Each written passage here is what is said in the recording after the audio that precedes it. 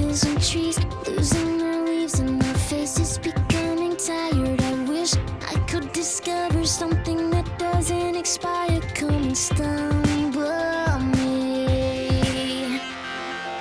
Take me river, carry me far.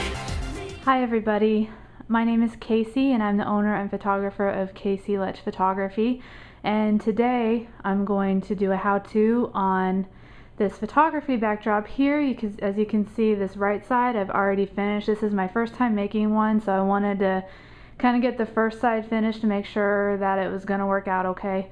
But anyways, this is the first right side right here. It's completely finished, other than I'm going to be trimming this off here a little bit later, and over there on that right side there's a tiny little bit. You can't really see it because it's hardly anything. So obviously I already told you what you need, which is 16 Faux Tin Ceiling Tiles. I have mine from www.decorativeceilingtiles.net, and they're really awesome. These are very, very lightweight and thin, so obviously enough to where I can hold those up with Velcro, which is what I'm using.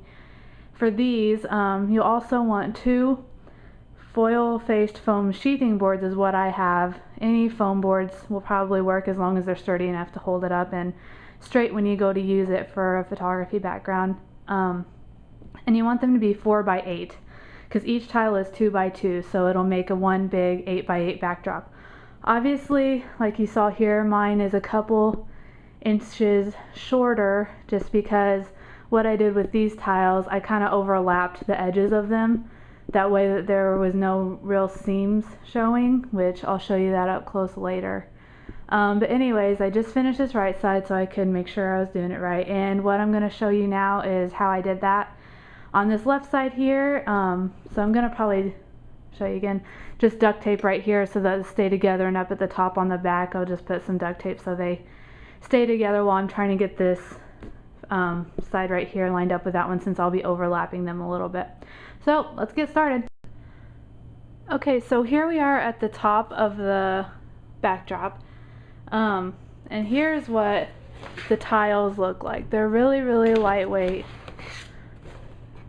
and thin, so they're very, very easy to work with, and like I said, light enough to have Velcro. I chose Velcro because with that I will be able to, in the future, if I got other tiles that match these, I could take these off and put other ones on, or like interchange them and like have some mixed up together to have different patterns and stuff. So that's why I chose to try and use Velcro, just because I thought it would come in handy in the future. Also, it really is easy and there's no drying time, so you don't have to wait a day or two before you can like pick it up and use it. Like, I'm doing this in my kitchen now, so that would kind of be really annoying if I had to leave it here to dry before I picked it up or anything. So I just duct taped these here together so I can make sure that this whole line here will be lined up with the other side that I've already made. So I'm going to take that off later, and we'll try and figure out how to connect these later so that you can take them apart and put them back together if you ever took this on location for a shoot. So here we go. I'm just going to start showing you how I do the Velcro and how to apply one to the board. Alright, so here's just the Velcro, and I've been cutting 1 to 2 inch strips. And I've been doing 4 at a time because that's all I've been using on each tile is 4 pieces. So we're just going to cut 4 pieces here. So there's those. Get this other end, and I'll probably just stick this on here so that the Velcro can be the same size.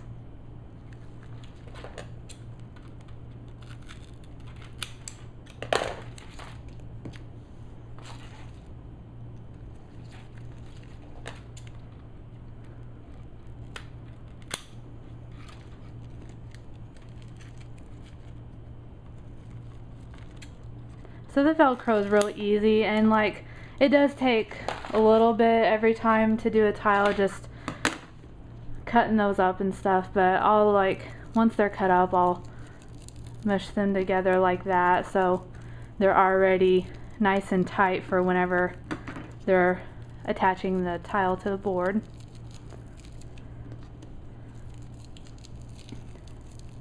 Alright, so here is, like I said, we'll be overlapping this because I don't know if you can tell, but like right here you can't really see that there's a seam, but like if it was separated like that, because of the differences, you would be able to see. So the only real seams that we'll have are up in the little corners of all of them that you'll see, but I don't think it's very noticeable, and that'd be really easy to edit out in a picture. So we're gonna go ahead and attach this to the board.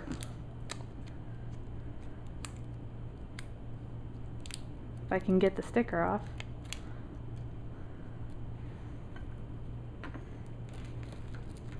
That down. And I've just been doing kind of one at a time, make sure that I get them in the right spots.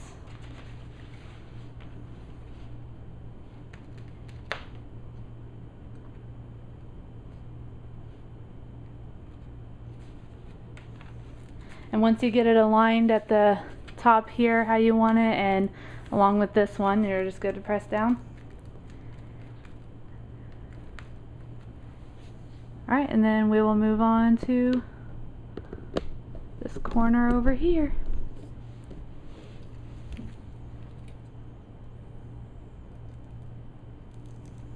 And now, because this is a corner not attached to anything, I'll just probably lift it up, put it on the tile itself, then peel this one off and stick it down that way, so because it's already basically aligned.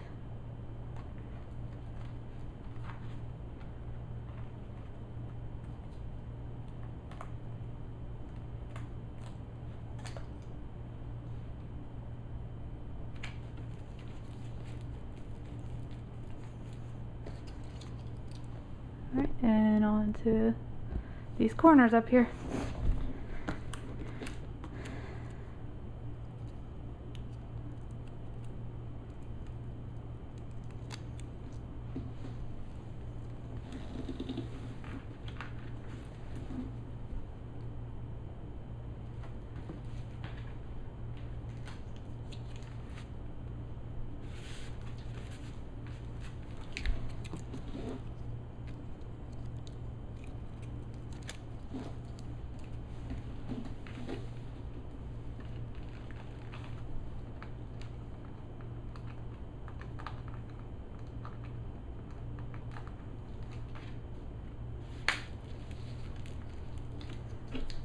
So once you kind of get the hang of it, it'll go by pretty fast just attaching all the tiles like that. So that's basically how we're going to do all of them. We'll just go down this whole row to make sure that these are all aligned, and then we'll just do this far side here and get those all ready, and then I'll meet you back up here in a second to attach them from the back. And hopefully that'll work, because I've never tried it before, like I said, so we'll see. Alright, so here the backdrop is so far. I just finished up that one middle line right here that we were looking at earlier. I have just 4 more tiles to lay down, but I just wanted to show you this now that it's more finished, and thought I'd show you a couple more times how to apply the tile with the Velcro, just in case you missed anything or wanted to kind of see it done again one more time. So I've already got my Velcro cut up here, so we're gonna try this just a couple more times. Sorry, it's shaking so much. Oh, there we go. Okay.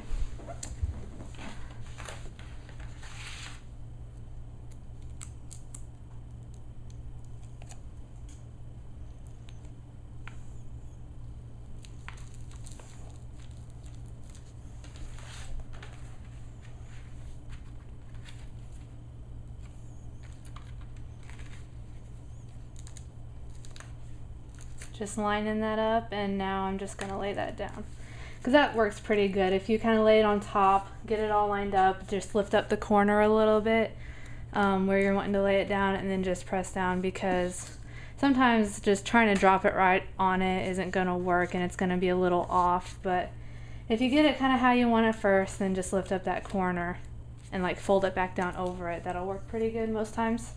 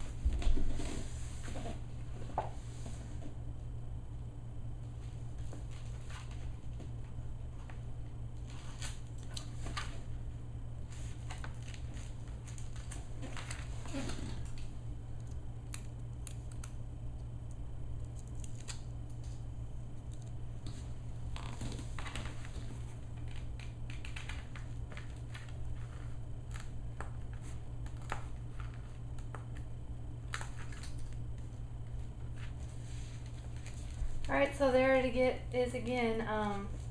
It really is that easy. I mean, you basically just repeat that over the whole thing with all 16 tiles.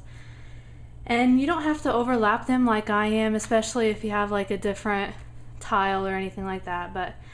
And the seams are supposed to be there or look okay.